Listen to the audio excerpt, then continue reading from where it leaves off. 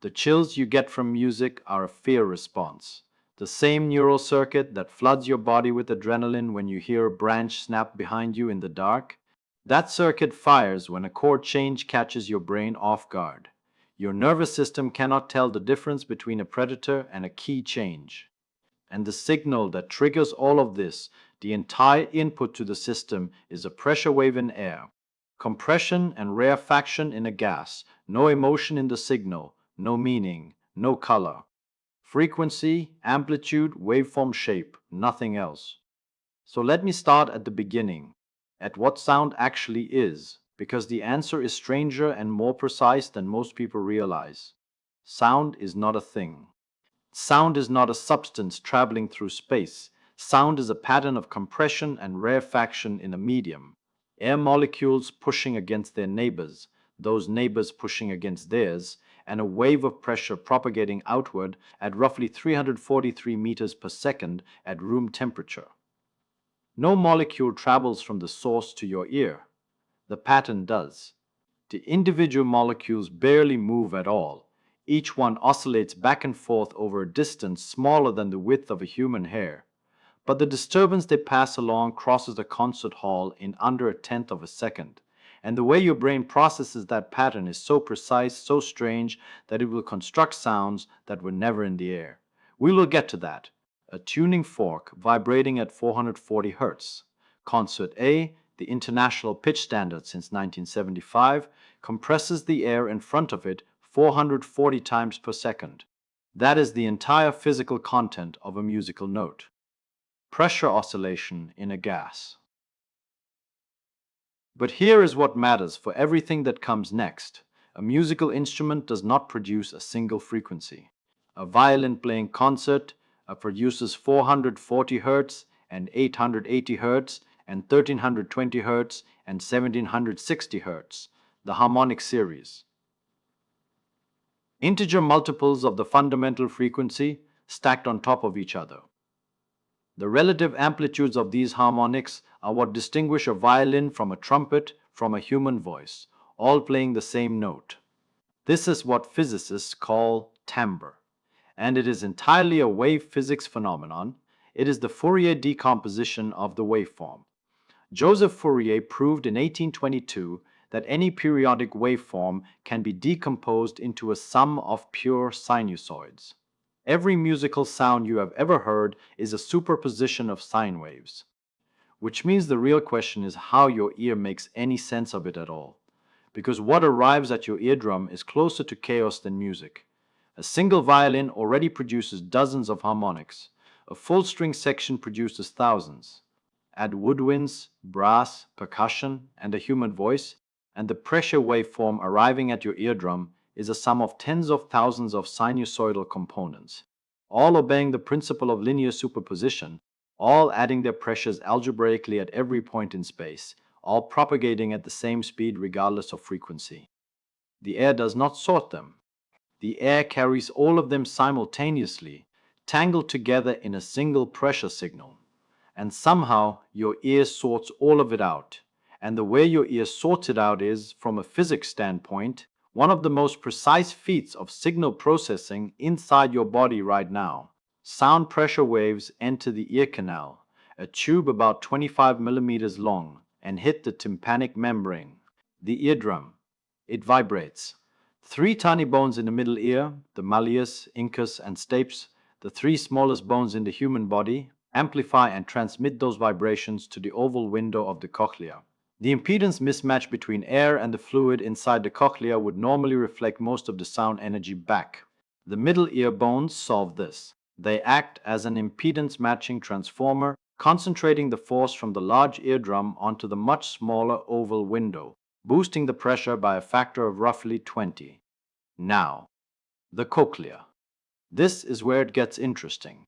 Your ear produces sound, not just receives it, produces it. Faint tones, detectable with a sensitive microphone placed in the ear canal, generated by the ear itself. That fact alone should tell you the cochlea is not a passive receiver. The cochlea is a fluid-filled spiral tube about 35 millimeters long.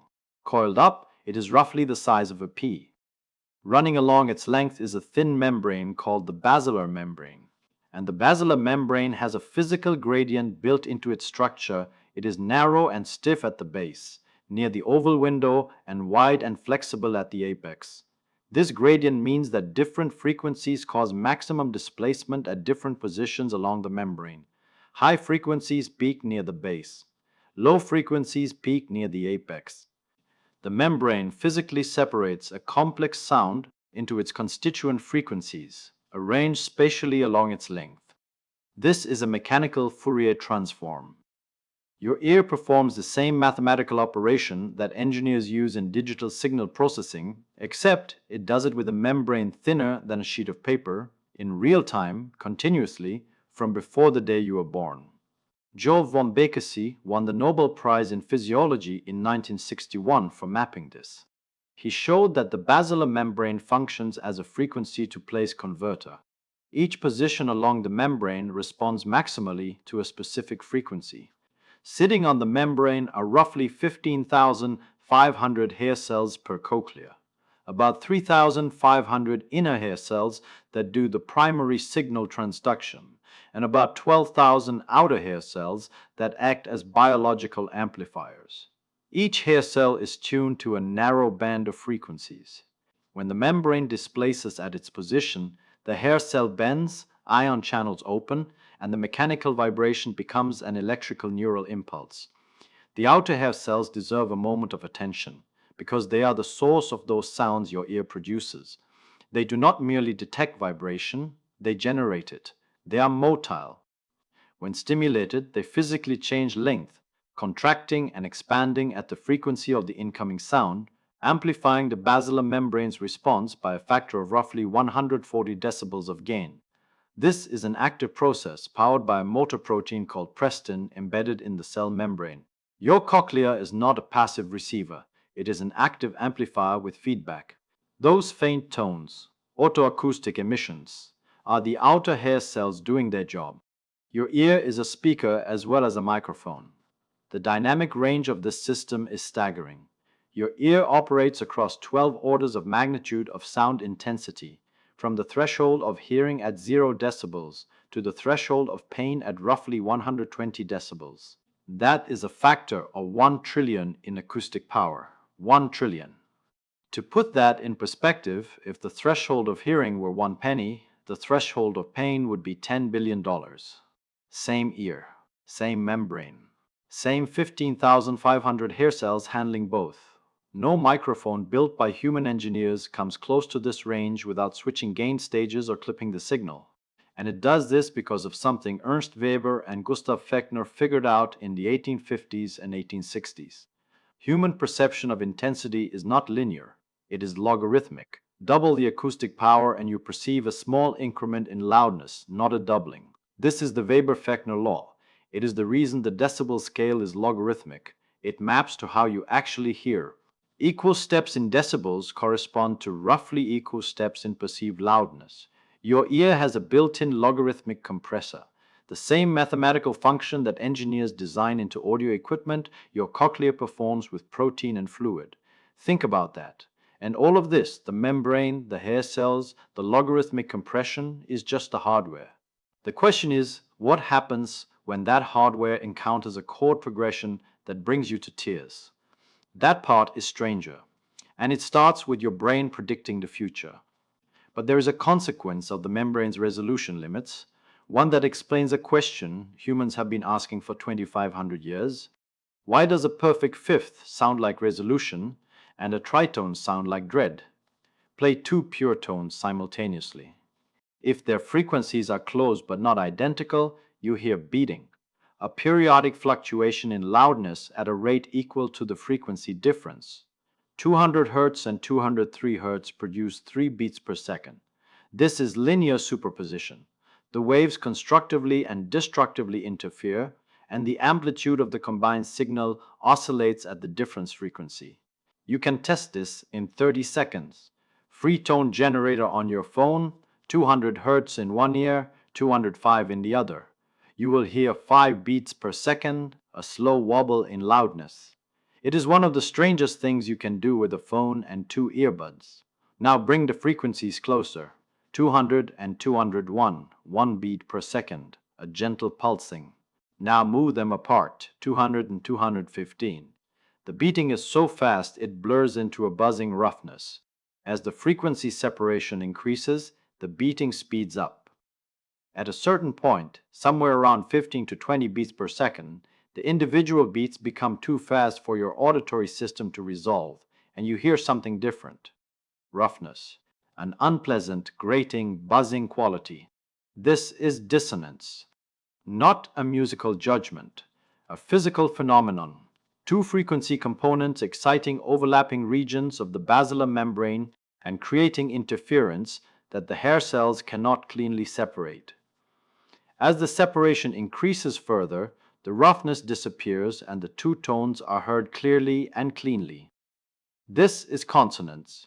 In 1863, Hermann von Helmholtz published On the Sensations of Tone, one of the most important books in the history of acoustics, and proposed that dissonance arises from rapid beating between the harmonics of complex tones, not between the fundamentals. Between the harmonics. Two notes whose harmonics frequently collide at close but not identical frequencies produce many simultaneous sources of roughness. Two notes whose harmonics align, because their fundamental frequencies form a simple integer ratio, produce fewer collisions and sound consonant.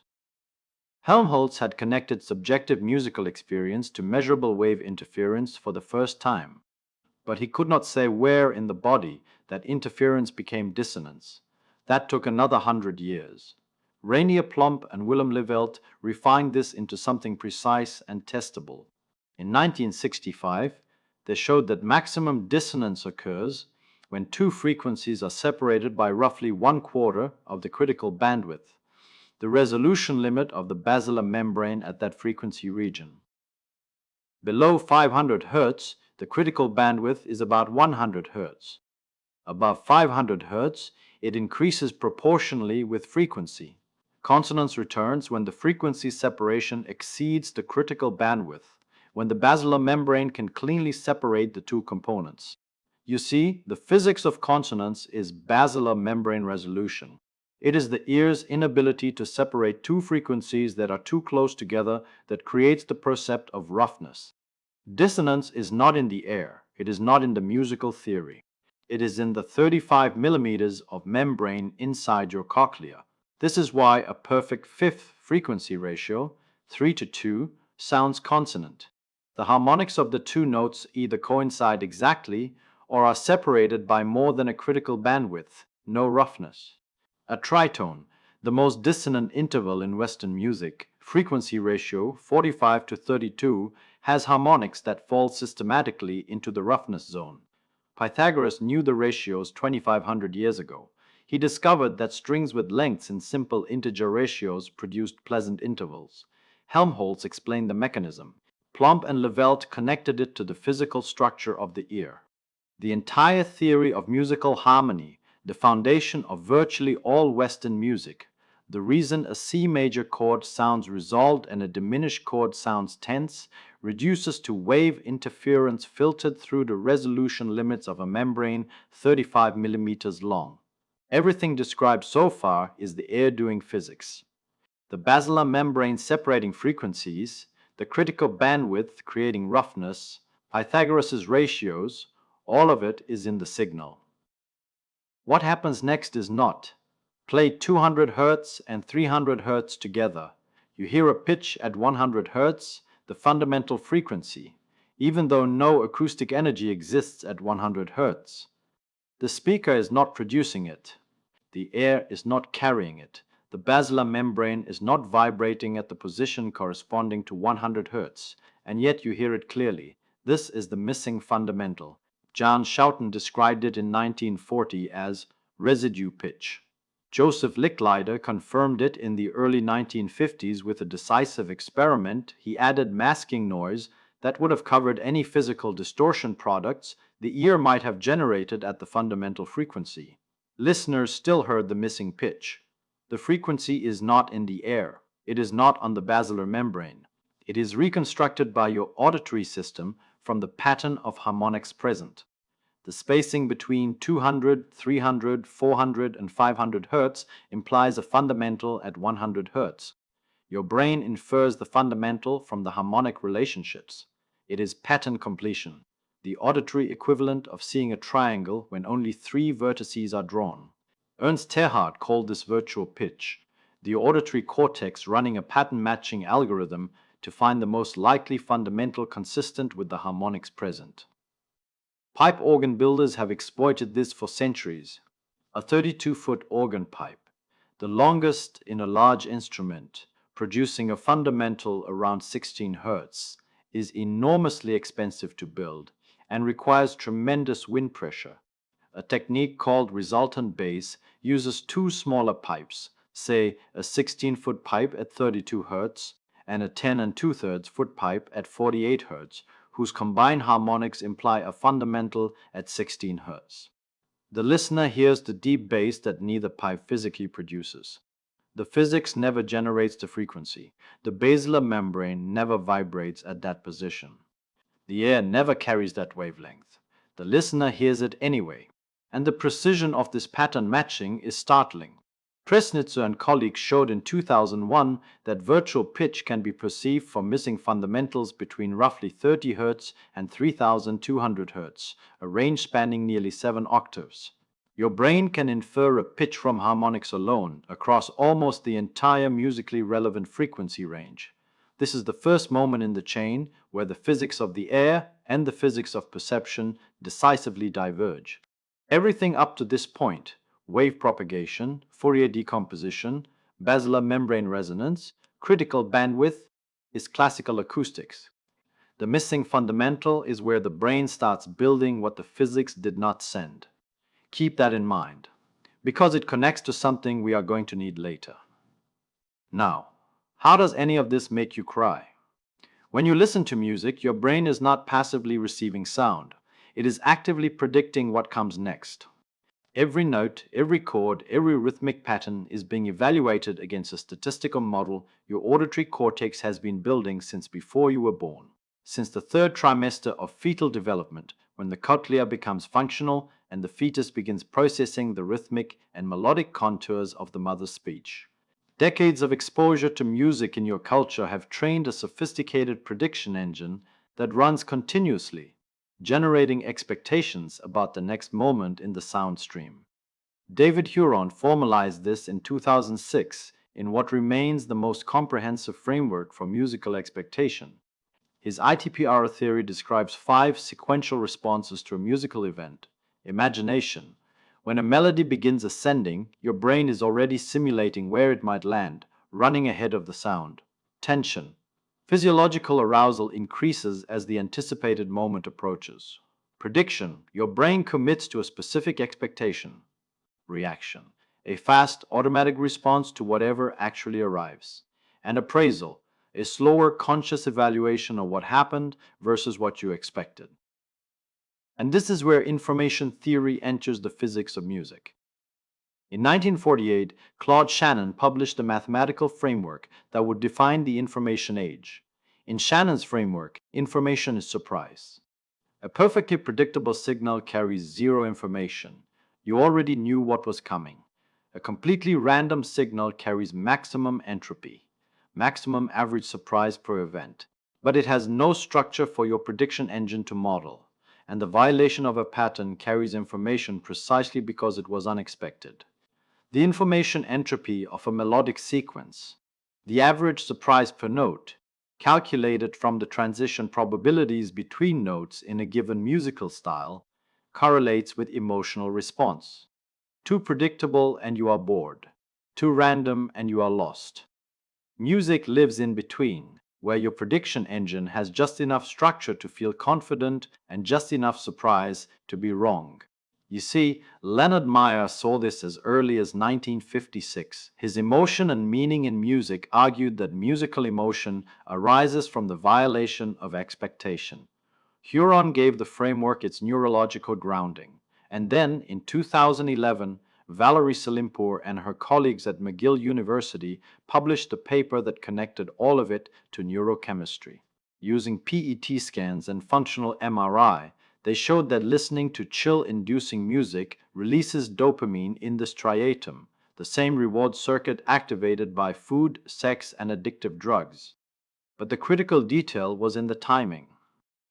Dopamine was released in two distinct phases. The caudate nucleus, a region associated with learning and prediction, fired during anticipation. In the moments before the expected musical peak, when the prediction engine was running at full intensity, the brain was already releasing reward chemicals. Then the nucleus accumbens, the consummatory reward center, fired at the peak itself. The moment the music delivered or surprised. Think about what this means. The anticipation was chemically rewarding before the event arrived. The prediction itself was pleasurable. And the resolution, whether it confirmed or violated the prediction, triggered a second wave. Your brain is rewarding itself for making predictions about organized air pressure. Music exploits your prediction machinery, a stimulus culturally optimized over thousands of years to maximally engage your dopaminergic reward system. And that brings us to the moment the hair stands up. The phenomenon has a name, frisson, from the French for shiver. Somewhere between 55 and 86% of people report experiencing it. The estimates vary because it depends on how you ask and what music you use. But the phenomenon itself is well documented. A sudden wave of chills, goosebumps, or tingling running across the skin, concentrated on the scalp, neck, shoulders, and spine. It is accompanied by measurable changes in skin conductance. The galvanic skin response spikes. Heart rate fluctuates, breathing shifts. Researchers have mapped the musical features that trigger it most reliably. John Sloboda's 1991 study was foundational. He asked listeners to identify exact passages that produced physical responses and then analyzed the musical structure at those moments. The results were striking in their specificity. Sudden increases in loudness, a dynamic leap from quiet to loud, were among the strongest triggers. Unexpected harmonic shifts, an unpredicted chord change, particularly one that moves outside the established key, triggered chills reliably. The entry of a new voice or instrument, a timbral surprise that the prediction engine did not model, was consistently effective. Appoggiatura, a note that clashes with the prevailing harmony and then resolves downward by step, appeared again and again in chill-inducing passages. And moments where the melody moves into the human vocal register, roughly 80 Hz to 1100 Hz, activated what appears to be specialized vocal processing circuitry in the auditory cortex, circuits tuned by millions of years of evolution to attend to the human voice above all other sounds.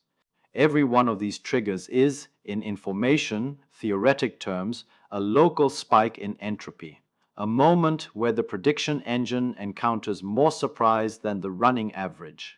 A loudness jump changes the amplitude envelope in a way the model did not predict. A chromatic chord introduces pitch classes that were not in the model's probability distribution. A new instrument adds spectral content that was not in the timbre model. Each one is a burst of information.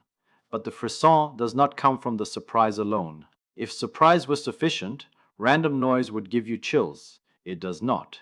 Huron's contrastive valence theory explains why. The initial surprise, the spike in entropy, triggers a fast-track response through the amygdala, a brainstem reflex operating on the order of tens of milliseconds that assumes the worst about any unexpected auditory stimulus. This is the startle pathway. Your nervous system evolved in environments where unexpected sounds frequently meant danger, a branch cracking under the weight of a predator, a rock shifting on a cliff face above you.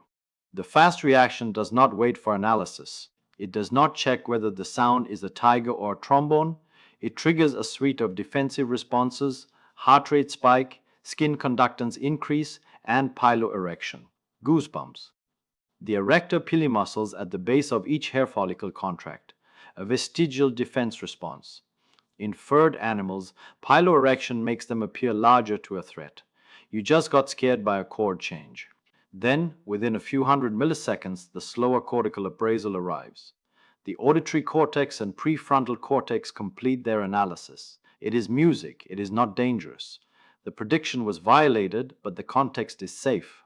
And the contrast between the initial alarm and the subsequent relief, between the negative valence of the fast fear response and the positive valence of the conscious reappraisal, produces the rush. The pleasure of frisson is not a surprise. It is the contrast between being briefly frightened and immediately reassured.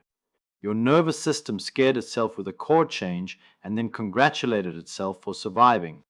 And here is something that connects back to the missing fundamental, back to the brain building, what the air did not send.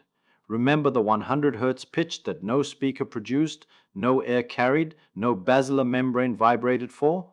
Your brain constructed it from the pattern. Frisson works the same way.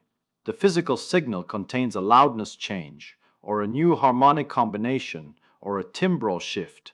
Those are the harmonics.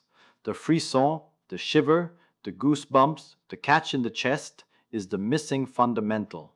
It is constructed by the brain from the gap between prediction and reality, processed through threat detection hardware that evolved for a completely different purpose and experienced as something the physics never contained.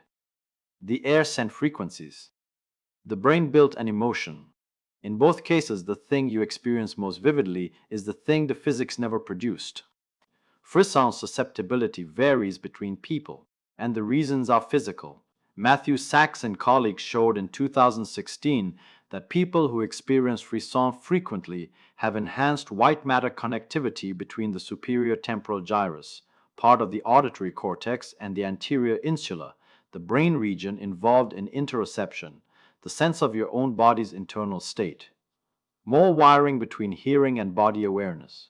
The signal from the ear reaches the body monitoring system more efficiently. The personality trait most correlated with frisson is not musical training. It is openness to experience, plain curiosity. Though trained musicians do experience it more, likely because sharper predictions produce sharper violations. And then there is the strange finding from Jacques Panksepp's work in the 1990s. Frisson is more common during sad music than during happy music. Sad passages, minor keys, descending melodic lines, appoggiatura, the aching dissonance that resolves downward by a step, these trigger chills more reliably than triumphant major key climaxes. Panksepp found that the single most effective trigger was a loudness peak during a sad melodic passage, particularly when the melody sat in the vocal register. The combination of perceived sadness and dynamic surprise was more potent than either alone. Huron proposed a mechanism grounded in neurochemistry. The brain may release prolactin, a hormone associated with consolation, attachment, and caregiving, in response to perceived sadness in music. Prolactin is normally released in response to real loss, separation, grief, pain. But the sadness in music is appraised as fictional. You are not actually losing anything. No one has died. No bond has broken. The prolactin arrives anyway, and the combination of the consoling hormone with the safety of the aesthetic context produces a distinctive pleasure. The pleasure of feeling sad without consequence. The pleasure of grief with no cost.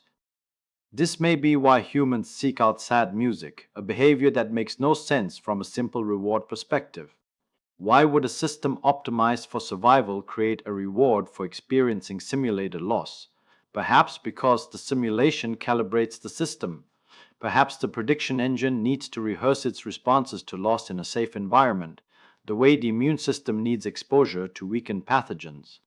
Or perhaps Pinker was right and it is just cheesecake, an accident of a system built for something else.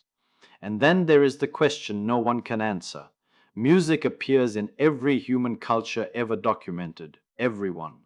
The oldest known musical instruments, bone flutes carved from the wing bones of griffon vultures, recovered from the Hohlefels cave in Germany, are roughly 43,000 years old. Music predates agriculture. It predates writing. It predates permanent settlement. Whatever music does for the human species, it has been doing it for a very long time. But there is no obvious survival advantage. You cannot eat music. It does not keep you warm. It does not help you outrun a predator or find water. Darwin himself, in The Descent of Man in 1871, called the human faculty for music amongst the most mysterious. He could not explain it through natural selection. The dopamine reward system that music activates evolved to reinforce behaviors essential for survival: eating when hungry, reproducing, forming social bonds. Music appears to exploit this system without providing any of the survival benefits the system exists to reinforce. Robin Dunbar argued music evolved for social cohesion. Synchronized emotional states binding groups, the neurochemistry of physical touch delivered without contact. Others see it as a mating signal, a language byproduct, or, in Steven Pinker's memorable phrase, auditory cheesecake. The honest answer is we do not know. Pressure wave to basilar membrane to prediction engine to dopamine to startle to reappraisal to the hair standing up on your neck. Every link is physics, every link is measurable, and not one of them explains why it feels like anything. A pressure wave in air became goosebumps on your skin, and somewhere in that chain of physical cause and physical effect, somewhere between the basilar membrane vibrating and you being moved by a piece of music, there was a moment where organized molecular motion became experience. Not the neurological correlate of experience, not the dopamine, not the firing pattern, not the measurable skin conductance change, the feeling, the thing itself. The fact that there is something it is like to hear music, that the sound does not merely trigger a reflex but is accompanied by an inner experience, by a quality, by what philosophers call qualia. Every equation in acoustics, every diagram of the cochlea, every PET scan of dopamine release, all of it describes the mechanism. None of it explains why the mechanism is accompanied by experience. You can build a robot with a microphone, a Fourier transform chip, a prediction algorithm, and a response routine that triggers piloerection when the prediction error exceeds a threshold. You can replicate every step in the chain, and you will have no idea whether that robot feels anything when the music plays. The physics does not tell you, the physics cannot tell you. That is not a temporary gap in knowledge. It is a statement about what the equations contain and what they do not contain. Physics can trace the causal chain from air pressure to neural firing pattern with extraordinary precision. It cannot tell you why that firing pattern is accompanied by an inner experience, why there is something it is like to hear a melody in a minor key. That is the hard problem of consciousness stated with perfect clarity. Every step in the chain is physical, and the physics does not predict that any of it should feel like anything at all. A pressure wave in air, that is all the physics ever sends, and somehow that is enough.